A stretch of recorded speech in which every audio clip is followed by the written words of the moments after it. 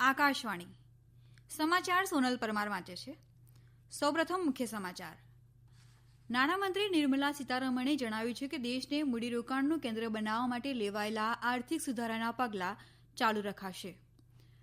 પ્રધાનમંત્રી નરેન્દ્ર મોદીએ તમિલનાડુ તથા પુદુચેરીના મુખ્યમંત્રીઓ સાથે નીવર વાવાઝોડાની સંભવિત આપત્તિ અંગે આજે વાતચીત કરીને કેન્દ્ર સરકારની શક્ય તમામ સહાયની ખાતરી આપી છે.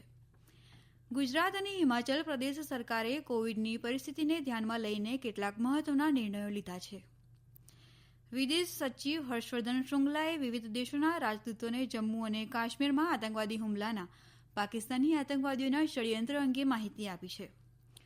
G20 દેશોએ ગરીબ દેશોના નાગરિકોને કોવિડની રસી વાજબી ભાવે અને ન્યાયી રીતે વિતરિત થાય તે બાબત સુનિશ્ચિત કરવાનો નિર્ણય લીધો છે.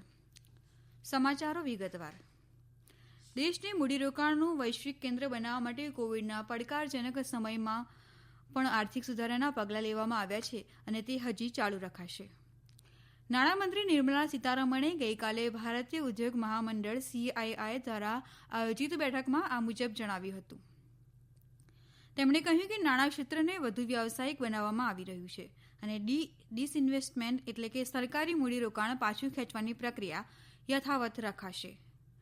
વેરા ક્ષેત્રે સુધારા અંગે બોલતા તેમણે કહ્યું કે ટેકનોલોજીની મદદથી ફેસલેસ એસેસમેન્ટ જેવી સુવિધાઓ શરૂ કરીને વેરા ચૂકવવાની પ્રક્રિયા સરળ બનાવવામાં આવી છે. એવી જ રીતે કોર્પોરેટ વેરો પણ ઘટાડવામાં આવ્યો છે. પ્રધાનમંત્રી નરેન્દ્ર મોદીએ તમિલનાડુના મુખ્યમંત્રી પલાનીસ્વામી તથા પુદુચેરીના મુખ્યમંત્રી વી નારાયણસ્વામી સાથે નીવર વાવાઝોડાની સંભવિત આપત્તિ અંગે આજે વાતચીત કરી છે. તેમણે તમિલનાડુ અને પુદુચેરીના કેન્દ્ર સરકારની શક્ય તમામ સહાયની ખાતરી આપી છે. દરમિયાન બંગાળની ખાડીમાં ઉદભવેલું હવાનું દબાણ નીવર ચેન્નઈથી દક્ષિણ પૂર્વ દિશાએ 480 કિલોમીટરે પહોંચ્યું છે અને છેલ્લા 6 કલાકમાં 4 કિલોમીટર પ્રતિ કલાકની ગતિએ વાયવ્ય દિશામાં ખસી રહ્યું છે. હવાનું આ દબાણ આજે ચક્રવાતના સ્વરૂપમાં ફેરવાય અને આવતીકાલ સુધીમાં કારેક્કોલ તથા મામલ્લપુરમ વચ્ચે દરિયાકાંઠો ઓળંગી જમીન ઉપર પ્રવેશે તેવી સંભાવના છે. હવાના દબાણની અસરથી તમિલનાડુના ઘણા જિલ્લાઓમાં સાંજથી વરસાદ થઈ રહ્યો છે. આગામી 24 કલાકમાં તમિલનાડુના ઘણા વિસ્તારોમાં ભારે વરસાદ થાય તેવી સંભાવના છે. લોકસભા અને રાજ્યસભાની કામગીરી વધુ ફળદાયી બની છે અને આ બાબત દેશને નવી દિશામાં આગળ વધવામાં મદદરૂપ બનશે. પ્રધાનમંત્રી નરેન્દ્ર મોદીએ ગઈકાલે દિલ્હીમાં બીડી માર્ગ ઉપર બંધાયેલા સાંસદો માટેના ફ્લેટનું ઉદઘાટન કરતા આ મુજબ જણાવ્યું હતું. બીડી માર્ગ ઉપરના 80 વર્ષથી જૂના બંગલાઓને સ્થાને સાંસદો માટે 76 ફ્લેટ તૈયાર કરવામાં આવ્યા છે. આ ફ્લેટ સંકુલમાં વરસાદી જળના સંગ્રહની વ્યવસ્થા કરાઈ છે. એવી જ રીતે ઓછી વીજળી વાપરતા એસી, એલઈડી લાઇટ, ફ્લાય એશમાંથી બનાવેલી ઈંટો, ફ્લેટની છત ઉપર સોલર પેનલ જેવી સુવિધાઓ ઉપલબ્ધ કરવામાં આવી છે. ગુજરાત સરકારે કોવિડની પરિસ્થિતિને ધ્યાનમાં લઈને કેટલાક મહત્વના નિર્ણયો લીધા છે. આ નિર્ણયો આજે મધરાતથી અમલમાં આવશે. સત્તાવાર યાદી મુજબ લગ્ન કે સત્કાર સમારોહ જેવી ઉજવણીઓમાં સ્થળની ક્ષમતાના 50%થી ઓછા પણ વધુમાં વધુ 100 વ્યક્તિઓની મર્યાદામાં લગ્ન કે સત્કાર સમારોહનું આયોજન કરી શકાશે. અવસાનના કિસ્સામાં અંતિમ વિધિ કે તે પછીના ધાર્મિક કાર્યક્રમમાં વધુમાં વધુ 50 વ્યક્તિઓ ભાગ લઈ શકશે. આ ઉપરાંત અમદાવાદ સહિત 4 મહાનગરો અને જે શહેરોમાં રાત્રિ કર્ફ્યુનો અમલ ચાલી રહ્યો છે તેમાં કર્ફ્યુના સમયમાં લગ્ન કે સત્કાર સમારોહ યોજી શકાશે નહીં. હિમાચલ પ્રદેશ સરકારે કોવિડના સંક્રમણને રોકવા 2 મહત્વના નિર્ણયો લીધા છે. પ્રથમ નિર્ણય મુજબ શિમલા, મંડી, કાંગડા અને કુલ્લુ આ 4 જિલ્લાઓમાં આજથી રાત્રિ કર્ફ્યુનો અમલ કરાશે. આજથી 15 ડિસેમ્બર સુધી શિમલા સહિત 4 જિલ્લાઓમાં દરરોજ રાતના 8થી સવારના 6 વાગ્યા સુધી કર્ફ્યુનો અમલ કરાશે. એવી જ રીતે હિમાચલમાં બધી જ શૈક્ષણિક સંસ્થાઓ આગામી 31મી ડિસેમ્બર સુધી બંધ રખાશે. જોકે આ 26મી નવેમ્બરથી ઓનલાઈન માધ્યમથી શિક્ષણની કામગીરી ચાલુ રહેશે. આ ઉપરાંત રાજ્ય સરકારે બધા જ પ્રકારના શૈક્ષણિક, સામાજિક અને રાજકીય સમારંભમાં વધુમાં વધુ 200 વ્યક્તિઓને મંજૂરી આપવાનો પણ નિર્ણય લીધો છે. દેશમાં કોવિડના દર્દીઓ સાજા થવાનો દર 93.76% થયો છે.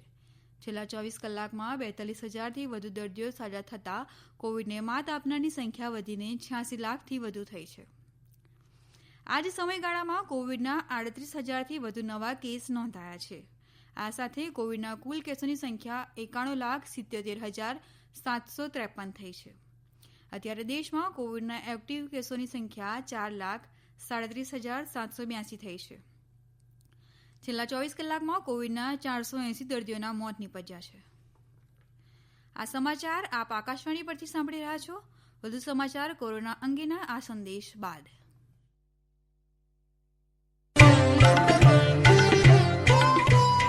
કોવિડથી બચવાના મહત્વપૂર્ણ 3 ઉપાય: માસ્ક પહેરો, 2 ગજનું સલામત અંતર જાળવો અને હાથ સાફ રાખો.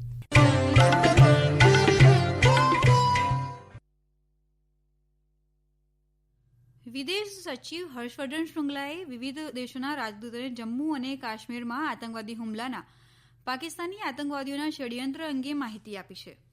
આ બેઠકમાં શ્રી શ્રૃંગલાએ આ સમગ્ર ઘટનાના દેશની સલામતી, આતંકવાદ સામેની લડત તથા રાજદ્વારી બાબતો ઉપર થનારી અસર અંગે પણ માહિતી આપવામાં આવી છે. બીજા વિભાગના સચિવો પણ તેમના કાર્યક્ષેત્રમાં આવતી બાબતોની જાણકારી વિવિધ દેશોના રાજદૂતોને આપશે. આંતરરાષ્ટ્રીય સમુદાય સાથે મહત્વની માહિતીનું આદાન પ્રદાન કરવું એ આ બેઠકનું મુખ્ય ધ્યેય છે. G20 દેશોના નેતાઓએ ગરીબ દેશોના નાગરિકોને પણ કોવિડની રસી મળી રહે તે હેતુથી કોવિડની રસી વાજબી ભાવે અને ન્યાયી રીતે વિતરિત થાય તે બાબત સુનિશ્ચિત કરવાનો નિર્ણય લીધો છે. સાઉદી અરેબિયાના અધ્યક્ષપદે યોજાયેલી G20 દેશોના વડાઓની બેઠકમાં કોવિડની રસીના વિતરણ બાબતે નિર્ણય લેવાયો હતો. G20 દેશોની બેઠકના અંતે જાહેર કરાયેલા ઘોષણાપત્રમાં બધા જ અગ્રણીઓએ કોવિડની રસી, તેના પરીક્ષણો અને આરોગ્ય સંભાળ જેવી બાબતોમાં સહકાર વધારવાની બાબતે સંમતિ વ્યક્ત કરી હતી. કેન્દ્ર સરકારે અમેરિકા, ઇંગ્લેન્ડ સહિત પસંદ કરાયેલા દેશોમાં ઉમંગ એપની આંતરરાષ્ટ્રીય આવૃત્તિનો આરંભ કર્યો છે.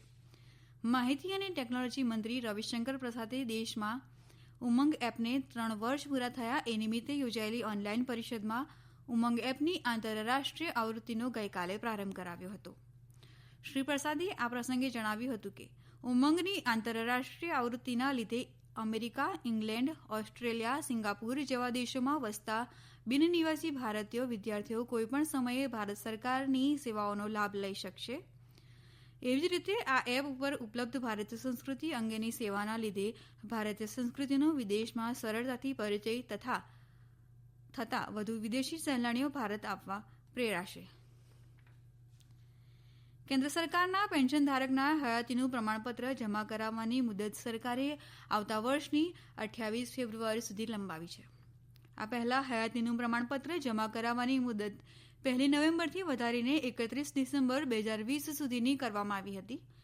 પેન્શન અને કર્મચારી બાબતોના મંત્રાલયને ઘણા પેન્શન ધારક સંગઠનોએ પત્ર દ્વારા રજૂઆત કરી હતી. ઉપરાંત વ્યક્તિગત ધોરણે પણ કોરોના મહામારીના સમયમાં ઉંમરલાયક વ્યક્તિઓને હયાતીના પ્રમાણપત્ર જમા કરાવવાની મુદત લંબાવવા માટે રજૂઆત કરાઈ હતી. કેન્દ્ર સરકારે પ્રદૂષણ ઘટાડવા અને ઇલેક્ટ્રિક વાહનોના વપરાશને પ્રોત્સાહન આપવા દેશભરના 69,000 પેટ્રોલ પંપ ઉપર ઈ-કિયોસ્ક શરૂ કરવાની આયોજન કર્યું છે.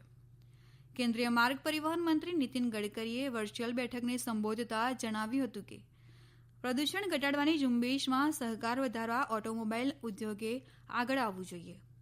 તેમણે ઇલેક્ટ્રિક વાહન ઉપરનો GST ઘટાડીને 5% કરવા સહિત સરકારે ઇલેક્ટ્રિક વાહનોના ઉપયોગને પ્રોત્સાહન આપવા લીધેલા પગલાંની વિગતો આપી હતી. હૈદરાબાદ FC ટીમે ગોવામાં રમાતી ઇન્ડિયન સુપર લીગ ફૂટબોલ સ્પર્ધાની લીગ મેચમાં ઓડિશા FCને 1-0 ગોલથી પરાજય આપ્યો છે. હૈદરાબાદ FCના સુકાની એરિડન સાટાનાએ મેચની 35મી મિનિટે ગોલ નોંધાવીને હૈદરાબાદ FCને 1-0થી સરસાઈ અપાવી હતી. અંતમાં મુખ્ય સમાચાર ફરી એકવાર. નાણામંત્રી નિર્મલા સીતારમણે જણાવ્યું છે કે દેશને મૂડીરોકાણનું કેન્દ્ર બનાવવા માટે લેવાયેલા આર્થિક સુધારાના પગલાં ચાલુ રખાશે. પ્રધાનમંત્રી નરેન્દ્ર મોદીએ તમિલનાડુ તથા પુદુચેરીના મુખ્યમંત્રીઓ સાથે નીવર વાવાઝોડાની સંભવિત આપત્તિ અંગે આજે વાતચીત કરીને કેન્દ્ર સરકારની શક્ય તમામ સહાયની ખાતરી આપી છે. ગુજરાત અને હિમાચલ પ્રદેશ સરકારે કોવિડની પરિસ્થિતિને ધ્યાનમાં લઈને કેટલાક મહત્વના નિર્ણયો લીધા છે. આકાશવાણી પરથી સમાચાર પૂરા થયા.